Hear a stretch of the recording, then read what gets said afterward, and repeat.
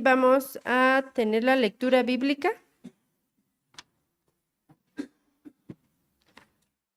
En Mateo, capítulo número 5, los versículos del 1 al 15.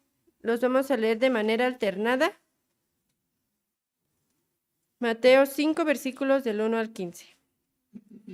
La palabra de Dios dice: viendo la multitud, subió al monte, y sentándose vinieron a él sus discípulos. Y abriendo su boca les enseñaba diciendo: Bienaventurados los pobres en espíritu, porque de ellos es el reino de los cielos. Bienaventurados los que lloran, porque ellos recibirán consolación. Bienaventurados los mansos, porque ellos recibirán la tierra por heredad. Bienaventurados los que tienen hambre y sed de justicia, porque ellos serán saciados. Bienaventurados los misericordiosos, porque ellos alcanzarán misericordia. Bienaventurados los de limpio corazón, porque ellos verán a Dios. Bienaventurados los pacificadores, porque ellos serán llamados hijos de Dios. Bienaventurados los que padecen persecución por causa de la justicia, porque de ellos es el reino de los cielos. Bienaventurados sois cuando por mi causa os vituperen y os persigan y digan toda clase de mal contra vosotros mintiendo. Gozaos y alegraos, porque vuestro galardón es grande en los cielos, porque así recibieron a los profetas que fueron antes de vosotros. Vosotros sois la sal de la tierra, pero si la sal se desvaneciere, ¿con qué será salada? No sirve más para nada, sino para ser echada fuera y hollada por los hombres.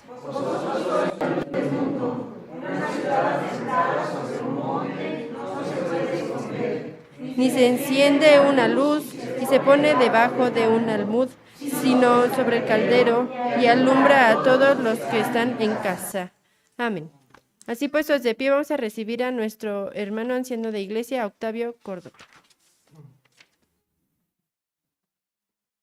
Vamos a orar, hermanos, vamos a pedir la dirección del Señor para meditar en su palabra.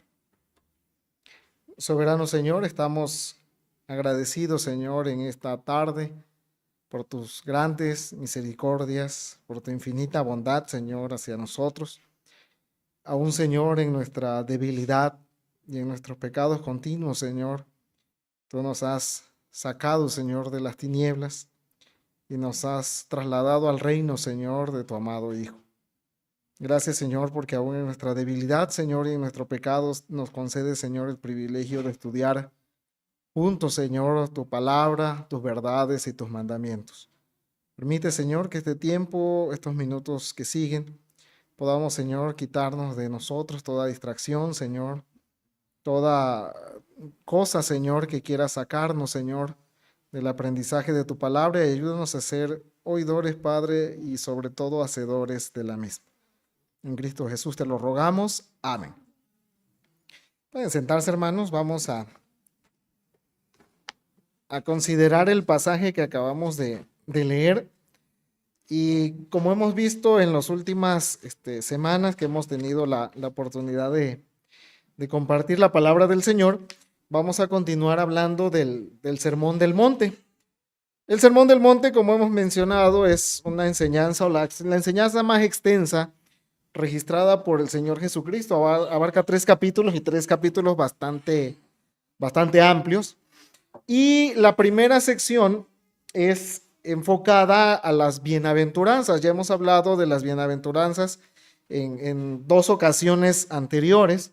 Hemos hablado un poco acerca de los pobres en espíritu, los que se dan cuenta, pues, de su situación y de su bancarrota espiritual. Y finalmente, la última ocasión, hace un par de semanas, vimos acerca de los que lloran, pero no lloran por llorar o por cosas tristes, sino por su pecado, por su maldad, por la maldad del mundo que los rodea y por la debilidad en general que tenemos como iglesia. El día de hoy vamos a dedicar los siguientes minutos a hablar acerca de los mansos. Bienaventurados los mansos, porque ellos recibirán la tierra por heredad.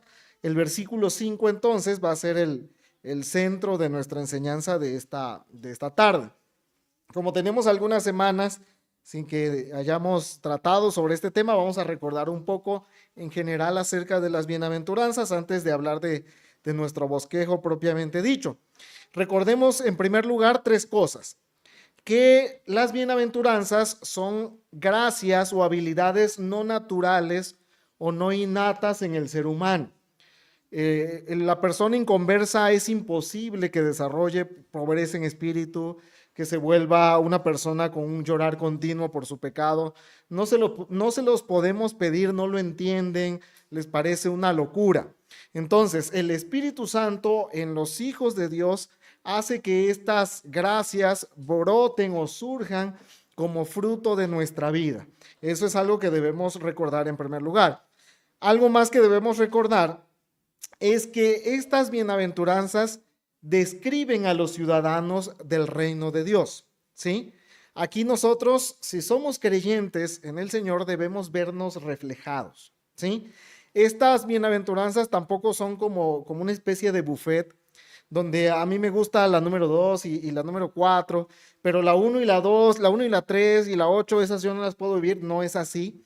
Todas en mayor o menor medida deben estar presentes en nuestras vidas, y de hecho es un buen análisis que necesitamos hacer continuamente si efectivamente esas bienaventuranzas están siendo aplicadas a nosotros o las tenemos. Y finalmente, vamos a recordar que estas bienaventuranzas son progresivas. Comienzan primero con la pobreza del espíritu. El que es pobre en espíritu se da cuenta de su situación y llora por su pecado, y esa es, digamos, una progresión. Y la tercera progresión que vamos a ver el día de hoy es que ese hombre o esa persona, esa mujer, se identifica ya con una característica que es fruto del espíritu, que conocemos como la mansedumbre. Vamos a, después de este recordatorio muy general y muy necesario, vamos a desarrollar nuestro bosquejo con 4 puntos principales. Primero vamos a tratar de limpiar el concepto de la mansedumbre. Vamos a ver qué no significa la mansedumbre. Después veremos la definición correcta de la mansedumbre. Después veremos las manifestaciones de la mansedumbre. Y finalmente, vamos a ver la recompensa que Dios garantiza a los mansos. ¿De acuerdo? Entonces, vamos a comenzar primero nuestro primer punto. ¿Qué no significa la mansedumbre? Como hemos visto en las anteriores bienaventuranzas, con tantas ideas, filosofías y huecas sutilezas, como dice el apóstol Pablo, el concepto bíblico de estas bienaventuranzas a veces son un poquito distorsionados o ensuciados, ¿de acuerdo? Entonces, vamos a primero, de una manera negativa, a quitar todo lo que no es la mansedumbre de acuerdo a la Biblia. La mansedumbre puede llegar a confundirse con algunas personas de carácter tranquilo, ¿sí? Personas que son lentas para enojarse. Aunque la mansedumbre puede incluir esto, no necesariamente tiene que ver con un carácter así, ¿de acuerdo? Entonces, lo primero que la mansedumbre no significa es indolencia, ¿sí? El hombre manso no es indolente. Una persona indolente es alguien que no se ve afectado o no se conmueve por las situaciones a su alrededor, ¿sí? Es una persona que pasa alguna situación y no lo perturba, ¿sí? Pero no porque él tenga su confianza en el Señor, sino porque básicamente le da igual. Vamos a ver un caso, el caso del rey Ezequías, que está narrado en el libro de Isaías, capítulo 39, versículo 8. Le voy a dar lectura para hacer ágil el mensaje. Dice la palabra del Señor en Isaías 39, 8. Y dijo Ezequías a Isaías: la palabra de Jehová que has hablado es buena. Y añadió: a lo menos haya paz y seguridad en mis días, ¿sí? Esto no es mansedumbre, esto es indolencia. El rey Ezequías, de hecho, fue un buen rey, pero al final de su reinado se patinó, se resbaló con una alianza con Babilonia.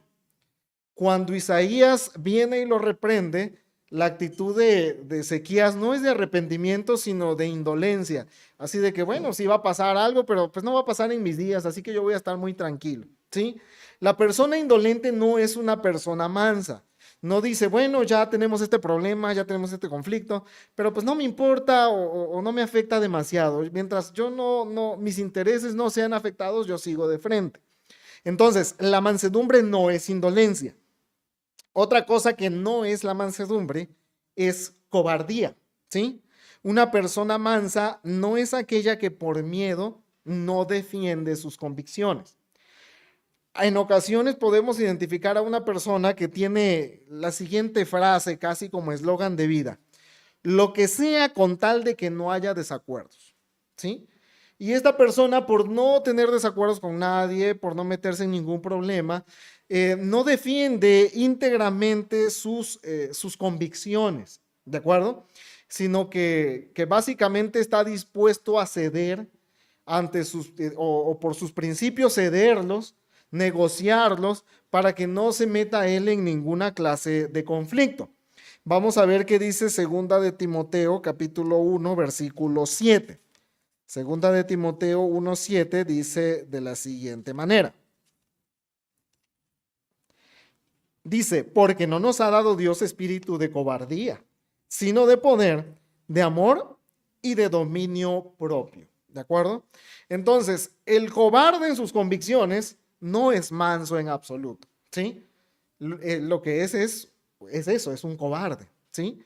Y de hecho nosotros en Apocalipsis, la lista negra de las personas que serán excluidos del reino de Dios comienza con los cobardes, ¿sí? Aquellos que están dispuestos a ceder, a negar sus principios, a negociar su fe con tal de no meterse en ningún conflicto, ¿de acuerdo? Entonces, la mansedumbre no es ni indolencia, ni tampoco es cobardía. Tampoco la mansedumbre es, y este es el último falso concepto que vamos a mencionar, la mansedumbre no es simple simpatía o amabilidad. Hay personas que pueden ser muy amables exteriormente, ¿sí? Darle prioridad a otros, pero esa manifestación externa no necesariamente se corresponde con una actitud interna. Nosotros podemos encontrar dentro del concepto cristiano, dentro de nuestro contexto cristiano, o incluso afuera, a personas que son muy, muy amables, ¿sí? Que te ceden, que hacen muchas concesiones, son simpáticas, ¿sí? Sin embargo, esta simpatía o esta amabilidad no es necesariamente una mansedumbre. Ahorita lo que vamos a ver del concepto nos lleva a un paso adicional en nuestra definición de nosotros mismos, ¿de acuerdo? Entonces, no podemos decir sencillamente esa persona es muy amable, es muy manso, porque eso no es el concepto que Dios tiene acerca de la mansedumbre. Dicho lo anterior, concluimos este punto o este primer punto con tres conceptos que no se corresponden a la mansedumbre y que nosotros debemos evitar confundir con la mansedumbre según el Señor. No es ni indolencia, no es ni cobardía, ni tampoco es simple simpatía o amabilidad. Entonces, ¿cuál es o qué es la mansedumbre? Vamos a pasar a nuestro segundo punto. ¿Cuál es la definición correcta de mansedumbre? Tengo aquí dos conceptos de algunos maestros que considero que nos van a ayudar a hacer nuestra definición. El primero de ellos es el del doctor Martin Lloyd-Jones, que fue un predicador del siglo pasado. En su serie de exposiciones del Sermón del Monte define la mansedumbre de la siguiente manera. Es básicamente tener una idea adecuada de uno mismo, lo cual se manifiesta en la actitud y conducta que tenemos respecto a Dios y a los demás, ¿sí? Es una idea adecuada de uno mismo, la cual se manifiesta en la actitud y conducta que tenemos respecto a Dios y los demás. Otra definición de un maestro más contemporáneo, que seguramente pueden haber escuchado, MacArthur, dice es poder para mantener nuestro carácter bajo control. De esta y otras definiciones, podemos definir la mansedumbre de la siguiente manera. Es identificar nuestro verdadero lugar. Saber que en nuestro pecado no somos dignos de misericordia y en realidad de nada. Así que todo lo que venga de mano de Dios o de los demás es ganancia, ¿sí? Esa es la definición de mansedumbre. Básicamente es lo siguiente. Nosotros ya conocemos que somos pobres en espíritu, sabemos que no somos dignos en realidad de algo. Por lo tanto, hermanos, nosotros conocemos nuestro lugar frente a Dios y frente a los demás, lo cual, hermanos, no nos hace tener una actitud de exigencia con respecto a Dios o con respecto a los otros, ¿sí? Esto lo vamos a ejemplificar con un par de casos, pero la mansedumbre tiene una particularidad también. Es la primera bienaventuranza que involucra al prójimo, ¿de acuerdo? En las otras dos hemos visto las bienaventuranzas con respecto a Dios. Y de alguna manera todos estamos de acuerdo en presentarnos como miserables delante de Dios. Pero esta bienaventuranza ya nos invita a que reconozcamos esa personalidad miserable delante de nuestro prójimo. Y eso ya no es tan sencillo, ¿sí? Estoy dispuesto a decirle al Señor, soy un gran pecador, pero ya no estamos tan dispuestos a decirle a nuestro prójimo, mira, soy un terrible pecador, ¿sí? Ahora bien, el hombre manso no tiene un concepto muy elevado o un concepto elevado de sí mismo, no se vanagloria, ¿sí? Por lo tanto, es capacitado por el Espíritu Santo para soportar pacientemente las ofensas y las injurias de los demás, ¿de acuerdo? O sea, esta persona cuando recibe una injuria, cuando recibe una ofensa, no se levanta y dice, me vengaré, ya me las va a pagar, o se la voy a tener guardada y cuando venga la oportunidad, me la cobro. No, el hombre manso dice, bueno, el Señor será mi juez, como vemos en muchos salmos, y finalmente yo no soy demasiado digno de recibir un buen trato, así que el buen trato que venga ya es ganancia, ¿sí? El hombre manso no es un hombre que no tenga convicciones, sino por el contrario, lucha fervientemente por defender todo lo que tenga que ver con el carácter de Dios. En pocas palabras, el hombre manso se toma a sí mismo no como la gran cosa, ¿sí? Pero a Dios sí está dispuesto a defenderlo con toda su integridad. El pasaje que leíamos de 2 de Timoteo 1:7, el apóstol Pablo le dice a Timoteo que el Señor no nos ha dado espíritu de cobardía, ¿sí? Es decir, si alguien viene, ofende y vitupera el nombre del Señor, nosotros no podemos excusarnos en la mansedumbre y decir, sí, está bien. No, sino por el contrario, nos levantaremos. Decía Juan Calvino en una analogía que es bastante valiosa, hasta un perro defiende a su amo cuando es atacado. Entonces, yo sería un cobarde si veo la verdad de Dios atacada y yo no me levanto en su defensa, ¿sí? Entonces, el hombre manso pueden decir lo que sea de él, ¿sí? Pero cuando tocan sus convicciones con respecto a Dios, él se tiene que levantar. Vamos a ver dos ejemplos de mansedumbre. El primero de ellos es el caso de Moisés. Moisés en Números 11, versículos 1 al 3. De hecho, de Moisés se nos dice en este mismo pasaje que fue la persona más mansa de su época. Números 11, los primeros 3 versículos. Le doy lectura a este texto, dice de la siguiente manera. Perdón, es Números 12 del 1 al 3.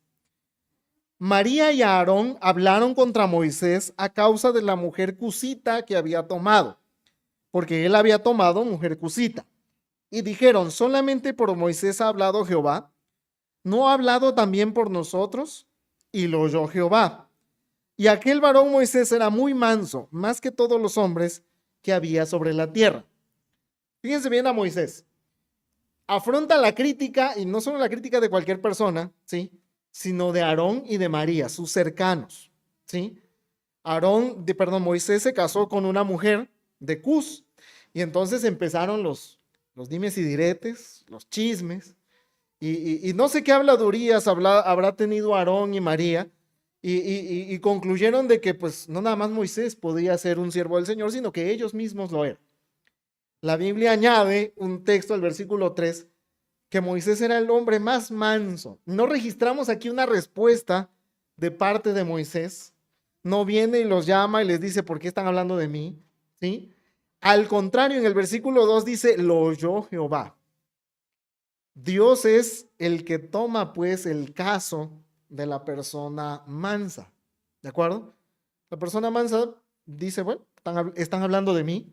Hay una cita de un predicador de hace algún tiempo, George Whitefield. En una ocasión se enteró de una carta de sus críticos y dijo, si me conocieran como yo me conozco, seguro habrían podido escribir peores cosas sobre mí, ¿sí? O sea, lo que tu prójimo diga, hermanos, en algún sentido siempre se va a quedar corto, ¿sí? Si él dice que eres terrible, hermanos, lo más seguro es que tú seas mucho peor que eso, ¿sí? Es casi una garantía, ¿de acuerdo? Entonces, hermanos, Moisés no se defiende, no se aira, ¿sí? No toma cartas en el asunto para devolver mal por mal. De alguna manera Moisés encomienda su causa al Señor. Pero notemos de Moisés, hermanos, que cuando se trata del Señor, Moisés sí es enérgico. Recordemos el episodio del becerro de oro en Éxodo 32. Moisés, para no ir al texto, Moisés baja del monte y ve al pueblo de Israel entregado en la idolatría. Y la actitud de Moisés no es, sí, que hagan lo que quieran, no, ¿sí? Sino baja, funde el becerro y en un acto bastante enérgico de disciplina, molió el becerro, lo echó en el agua y se los dio a beber a los idólatras, ¿sí? Y además llama a los levitas y les dice, vamos a parar con esta situación, así que agarren a alguno de los idólatras y mátenlos, ¿sí? Entonces, no es Moisés un hombre sin convicciones, las tiene, pero es un hombre que sabe entender su lugar y por lo tanto sabe tolerar y soportar las injurias de los demás, ¿de acuerdo? El caso supremo de la mansedumbre es nuestro Señor Jesucristo. Yo cuando leí la primera ocasión de niño, mi hermana me dijo, léete esta parte del Evangelio de Lucas, y vi lo que le hacían a Jesús en el juicio, que cosas terribles, le ponían un trapo sobre su cabeza y lo golpeaban y le decían, profetiza quién es el que te golpeó. El Evangelio de Mateo nos dice que además le escupieron en la cara, ¿sí? ¿Cuál fue la respuesta de Jesús? Ninguna, ¿sí? No abrió su boca, ¿sí? Hermanos, ¿cómo soportas tú las injurias? ¿Sí? Digo, estamos de acuerdo en que una ofensa así, pues seguramente hace brotar nuestro carácter, no nos dejamos, decimos, ¿no? ¿Sí? Pero el Señor nos dice, bienaventurado el hombre manso, ¿de acuerdo? Ahora bien, ya vimos que no es la mansedumbre y que sí es la mansedumbre. Vamos a ver algunas manifestaciones de la mansedumbre. Es una lista corta, quiero mencionarlo, podríamos haber escarbado mucho más, pero es necesario que, identificado el concepto, podamos ir a algunas aplicaciones prácticas. ¿Cómo saber que soy manso? Primero, hermanos, la manifestación de la mansedumbre es una gracia del Espíritu Santo. Si nosotros vamos a Gálatas, el famoso pasaje de los frutos del Espíritu, nos habla del fruto del Espíritu, mansedumbre. Y la mansedumbre, hermanos, se puede manifestar con respecto a Dios y con respecto a nuestro prójimo. Vamos a ver en primer lugar la manifestación de la mansedumbre para con Dios, ¿sí? La manifestación de la mansedumbre para con Dios, o la evidencia de que somos mansos con respecto a Dios. La primera de ellas, o la única de hecho que citaremos en este mensaje, es soportar con paciencia soportar con paciencia las pruebas o su disciplina. Soportar con paciencia las pruebas y su disciplina. Y tenemos muchos casos en la Biblia, solo citaremos uno muy conocido, el de Job. Job 1, versículos 20 y 22, no le vamos a dar lectura, pero nos hablan de las calamidades de Job. Estoy seguro que todos hemos tenido días malos, pero ninguno como el de Job, ¿sí? En un día todo, o sea, literalmente todo, lo perdió, incluida su familia, incluida su mujer, que en realidad aquí nos muestra su verdadera cara de que ella estaba básicamente por las bendiciones. Ahí sí tuvo razón el diablo con su mujer, pero no con Job, ¿sí? Dice la Biblia que después de todas sus calamidades, la reacción de Job es, se inclinó y adoró. O sea, ¿qué tan dispuestos, hermanos, están ustedes a hacer un culto de acción de gracias cuando te detectan una enfermedad incurable?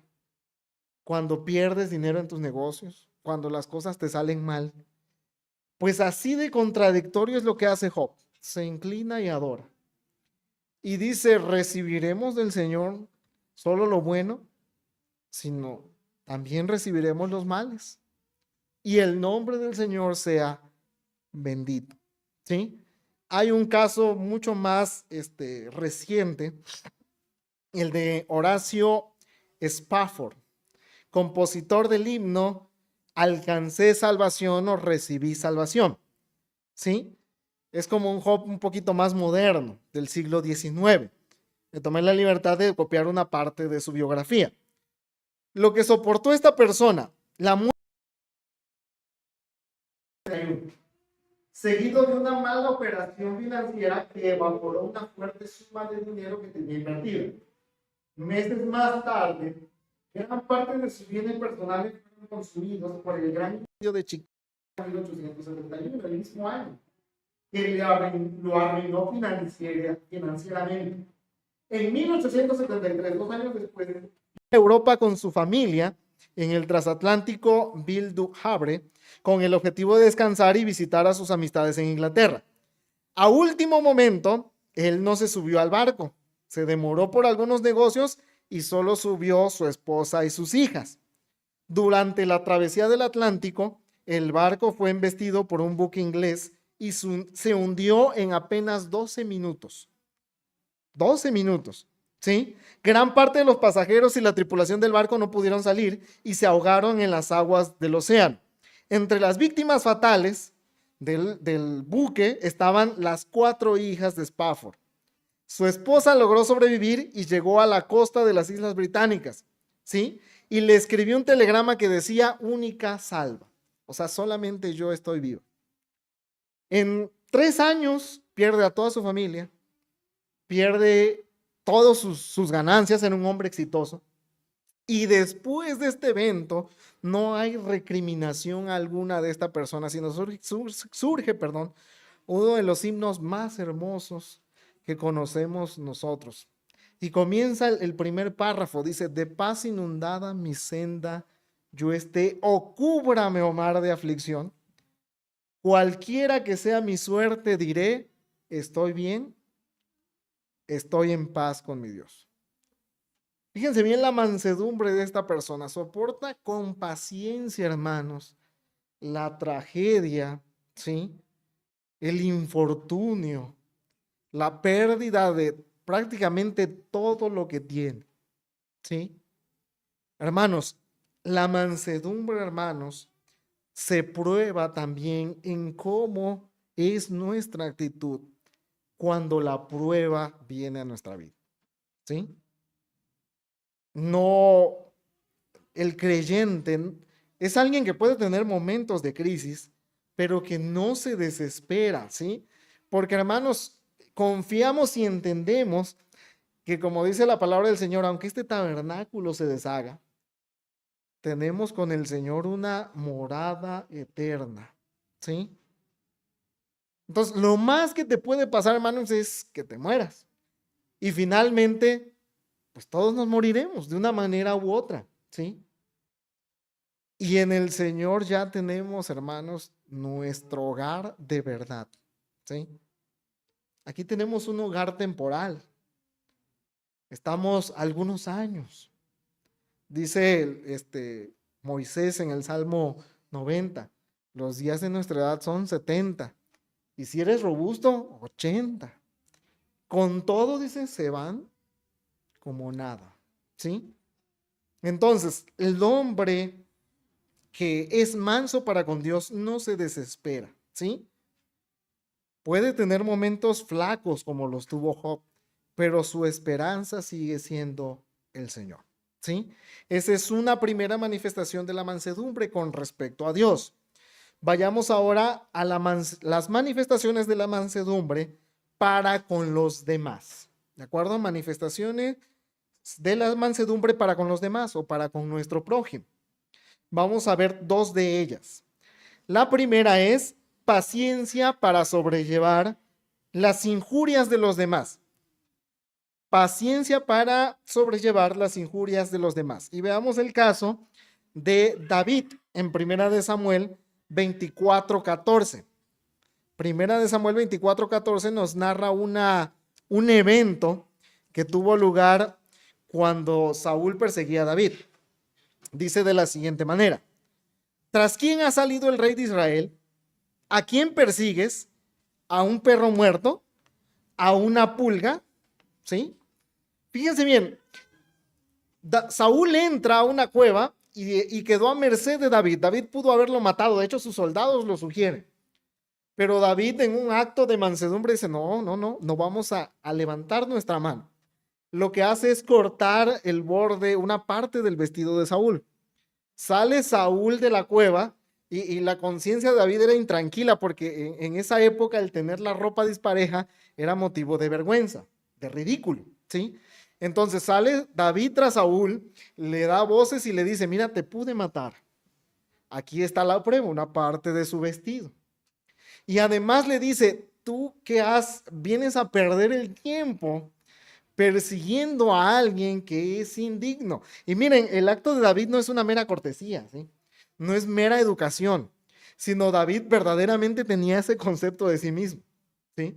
Aún siendo rey, David siempre se consideró alguien que el Señor había traído desde atrás de las ovejas, ¿sí? Hermanos, este concepto, esto que la mansedumbre nos enseña, es algo que no sé si ustedes lo han notado, pero choca completamente con el concepto moderno que se enseña en las escuelas y a veces dentro de las iglesias, el concepto de la autoestima, ¿sí? David ni ninguno de los hombres héroes de la fe jamás se dijeron, yo tengo mucho valor, ¿sí? Yo necesito amarme a mí mismo. Hermanos, el concepto de la autoestima es algo contrario a las bienaventuranzas, ¿sí? Suena extraño quizás, ¿sí? Porque a veces tenemos psicólogos dentro de las iglesias que nos dicen que está bien querernos. Pero hermanos, vean a David, ¿sí? Vean el mismo ejemplo de Cristo y veamos que ellos jamás se tuvieron en un alto concepto, sino todo lo que ellos eran, ¿sí?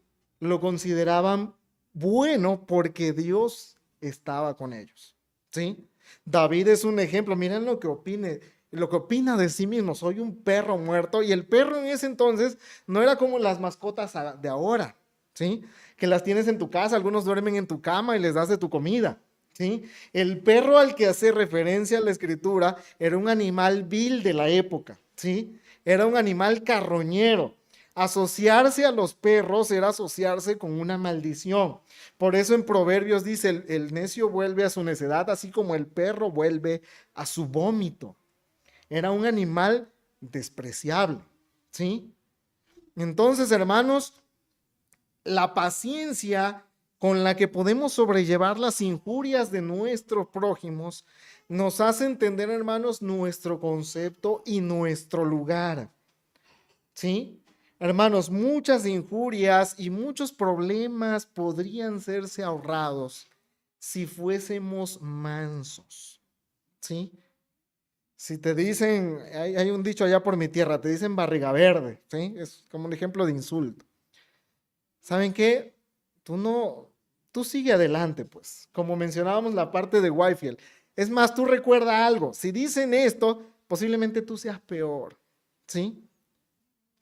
Que no nos afecte eso, hermanos.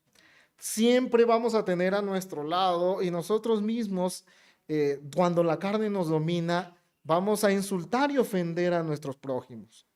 Pero hermanos, sepamos sobrellevar, ¿sí?, sus ofensas. Además de esto, hermanos, el hombre manso, como nuestra segunda manifestación para con el prójimo, es un hombre dispuesto al perdón. Y en este caso, hermanos, yo creo que todas las iglesias siempre tienen por ahí algunos puntos que es necesario considerar. El perdón, ¿sí? Veamos el caso de Pedro. Pedro le pregunta a Jesús, ¿cuántas veces debo perdonar a mi prójimo? Y Pedro se quiere ver generoso y dice, lo voy a perdonar hasta 7. Mira cómo soy bueno, ¿no? Pero Jesús le dice, perdónalo 70 veces, es decir, infinitamente. El hombre manso sabe perdonar, ¿sí? No se estima lo suficiente para guardar rencores, ¿sí? Y el perdón que el hombre manso otorga, hermanos, es un reflejo del perdón que Dios otorga, ¿sí? En Efesios nosotros leemos, sed imitadores de Dios, es decir, nosotros debemos tener manifestaciones o rasgos de carácter como el que Dios tiene. ¿Y cómo Dios perdona, hermanos? ¿Cómo es que Dios perdona? No es que Dios no te ha perdonado y dice, pero si vuelves a cometer el mismo, voy a traer todos los pecados que has tenido en el pasado y te los voy a recordar. No, Dios no perdona así. Dios perdona absolutamente y dice en Jeremías, voy a tomar tus pecados, los voy a atar a una piedra muy pesada y los voy a arrojar a lo profundo del mar. ¿Cuándo va a salir de ahí ese recuerdo? Jamás. ¿Sí? Hay filosofías, hermanos, huecas que se introducen veladamente en la iglesia. Yo recuerdo que hace muchos años escuché una prédica en mi iglesia acerca del perdón, que decían, el perdón es como una hoja, a lo mejor ustedes lo han escuchado, una hoja que la arrugas y ya después la tratas de desarrugar, pero no queda igual. Hermanos, eso es totalmente ridículo y antibíblico. El perdón de Dios no es así. Y tu perdón tampoco debería serlo. Cuando tú perdonas, debes hacer el pacto contigo de olvidar esa ofensa, no traerla jamás a la memoria y no permitir que Satanás te tiente trayéndola a tu memoria, ¿sí? ¿Cuántas iglesias, hermanos, no se están perdiendo de grandes bendiciones porque los hermanos no se perdonan entre sí? Y a veces, hermanos, por cosas verdaderamente ridículas, ¿sí? Y además de todo, hermanos, por cosas que a nuestro prójimo ni por enterado se dio, ni le importan, ¿sí? Yo una vez tuve un caso, yo uso anteojos de hace mucho tiempo y mi graduación es alta. Yo llegaba a correr a un centro deportivo, pero pues no lo hacía con mis lentes, me los quito, ¿sí? O me los quitaba, ya no corro. Quiero en algún momento recuperarlos. Total que iba yo corriendo y pasó al lado de mí una persona. Yo realmente tengo alta graduación. No vi que me levantó, que me saludó, que me levantó la mano. Total que la persona se enojó conmigo. Y lo veía yo en el templo y como que lo veía yo incómodo. En algún momento me empezó a negar el saludo. Y bueno, yo me acerqué a él porque era un buen amigo. Y me dice, es que tú en un momento me volteaste la cara. Y tenía más de un año, pues. Y no nos habíamos acercado para aclarar que no lo vi realmente. Hermanos, ¿cuántas veces nuestro odio se desperdicia en injurias que nosotros mismos nos hemos inventado? ¿Sí? Nosotros nos hemos victimizado delante de nuestro prójimo. Y por cierto, eso de victimizarse es un pecado, ¿sí? Nos victimizamos y decimos, ¿cómo me tratan mal? ¿Sí? Mira cómo la gente no me saluda. Imaginamos historias macabras y oscuras y hacemos un perfil completo del hermano con la imaginación de nuestro malvado corazón. ¿Sí? Hermanos, eso de esa parte de hacer juicios y tratar de adivinar las intenciones del corazón, hermanos, es algo que nos llevará indudablemente a un error. Hermanos, si analícese usted mismo y vea dentro de usted mismo, no vaya a ser que haya algún rencor en su corazón contra alguien. Usted como hombre manso debe ser alguien dispuesto al perdón, ¿sí? En ocasiones, en varias iglesias me he encontrado el caso de algunas personas que están distanciadas. En alguna ocasión intervine en un caso de unas hermanas que tenían un pleito de hacía más de 10 años, porque una de ellas quería la blusa negra para el coro y la otra la quería roja. O sea, parece absurdo, pero estoy seguro que ustedes y yo nos hemos peleado por cosas más pequeñas, ¿sí? Hermanos, busquemos el perdón de nuestro prójimo. Recuerde usted la parábola de los dos deudores. Si usted es hijo de Dios, el Señor le ha perdonado injurias que sería ofensivo mencionarlas en público, ¿sí? Hermanos, ¿con qué cara se atreve usted a retenerle el perdón a su hermano que ha pecado contra usted? Eso es una evidencia, hermanos, si usted está viviendo así, de que necesita ser regenerado y nacido de nuevo. En pocas palabras, usted no es creyente si retiene el pecado de su prójimo, ¿sí? Hermanos, si usted retiene el pecado de su prójimo, hermanos, usted está viviendo realmente como un hombre sin mansedumbre. Y si usted no tiene mansedumbre, hermanos, usted no puede ser hijo de Dios. ¿Sí? Analicemos, hermanos, a nosotros mismos. Esas son las evidencias de la mansedumbre o las manifestaciones de la mansedumbre. Para con Dios es poder, hermanos, soportar con paciencia las pruebas o disciplina, y con respecto a nuestro prójimo, paciencia para sobrellevar las injurias de los demás y ser hombres dispuestos al perdón. Vayamos ya para concluir. Yo sé que a veces me puedo extender un poco, pero vamos ya a ir cerrando con la bienaventuranza, o con la recompensa de los mansos. La bienaventuranza, lo que hemos visto es bienaventurados los mansos, pero cada bienaventuranza tiene una recompensa. En este caso, el Señor Jesús hace una afirmación extraordinaria. El hombre manso recibirá la tierra por heredad. Noten bien cómo choca el concepto de la mansedumbre con lo que el mundo cree actualmente. El hombre dice que el hombre con muy alto temperamento, dispuesto a sacrificar todo, va a conquistar sus objetivos y va a ser dueño de la tierra. Sin embargo, Dios dice, el hombre manso, que sufre, que soporta con paciencia las injurias de los demás y la mano del Señor, él va a ser el que finalmente heredará la tierra. En un sentido, hermanos, los mansos ya heredan la tierra ahora, ¿sí? En un sentido ya es así. Hermanos, nosotros vemos a la iglesia y hay una visión particular, no hemos hablado de escatología, pero la visión de la escatología posmilenial nos habla de que el hombre, el creyente o la iglesia va cada vez expandiéndose y conquistando naciones para el Señor. En un sentido, hermanos, sin ponernos a profundizar demasiado en escatología, en un sentido es cierto. El evangelio, como está actualmente, está más extendido que hace 100 años y más que hace 200 años. Y al final de nuestra vida, hermanos, estoy seguro que vamos a ver más naciones con presencias de iglesias. El reino del Señor es esa roca inconmovible que nosotros encontramos en Daniel 2.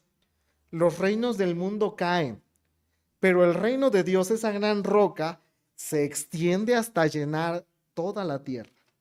¿Sí? Ahora en naciones declaradamente ateas, ¿sí? Como China, por ejemplo, donde el cristianismo es de hecho un delito, se cuenta con la iglesia más fuerte, ¿sí?, o con mayor presencia y mayor miembros en toda la tierra, ¿sí? El cristiano es como para los hijos del diablo el cristianismo es como una plaga, pues entre más la tratas de aplastar, más se te multiplica, ¿sí? Entonces, en un sentido, nosotros ya heredamos la tierra.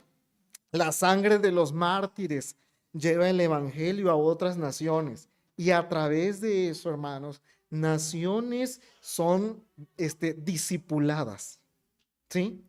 Y eso ha pasado en muchas épocas, particularmente en la época de la Reforma. Los mártires cristianos sellaron con su sangre y a la siguiente generación se levantaron creyentes de verdad que de alguna manera influyeron en todo su país, ¿sí? Ahora, en otro sentido, hermanos, la tierra será de los mansos completamente en el futuro. Cuando el Señor venga, dice la Escritura que va a haber cielos nuevos y tierra nueva, ¿sí?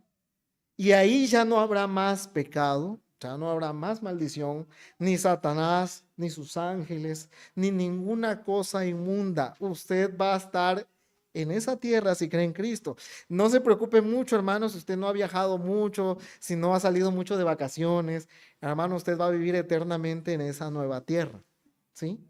Que va a hacer palidecer la tierra actualmente. Básicamente vemos algún paisaje hermoso y decimos qué maravilla. No es nada comparado con la tierra y los cielos nuevos. Y hermanos, eso no es una utopía, eso es algo para nosotros. Es una promesa hermosa para los mansos, ¿sí? Entonces, hermanos, cerremos nuestra conclusión y aplicación. El creyente debe ser manso. Si usted profesa fe en Cristo, hermanos, entonces la mansedumbre debe estar presente en su vida, con las manifestaciones que hemos visto. Entonces, un buen autoanálisis, hermanos, es preguntarse a usted mismo, ¿es usted manso? Es una pregunta vital. No posponga su respuesta para otro día, porque puede que ese día no llegue. Porque si usted no identifica mansedumbre en su vida, si usted no soporta con paciencia las injurias, es rencoroso, se desespera en las pruebas al grado de reclamarle a Dios, entonces no es usted manso. Esa es una mala noticia, pero viene la buena noticia, ¿sí? El Señor que nos diagnostica en esta noche, nos ofrece su mano abierta para venir a Él. Y su mano abierta, hermanos, es gratuita. No tienes que hacer nada, ¿sí? Solo llorar por tus pecados y venir a Él. Del resto, Él se encarga, ¿sí? Qué hermosa es la salvación, hermanos. Si dependiera de usted o de mí, la dejaríamos perdida, pero depende del Señor. Y Él dice, jamás los voy a soltar de mi mano. Quiere el Señor que su palabra nos permita analizarnos y buscar dentro de nosotros esos frutos y esas evidencias del Espíritu para caminar con nuestro Señor. El Señor nos bendiga.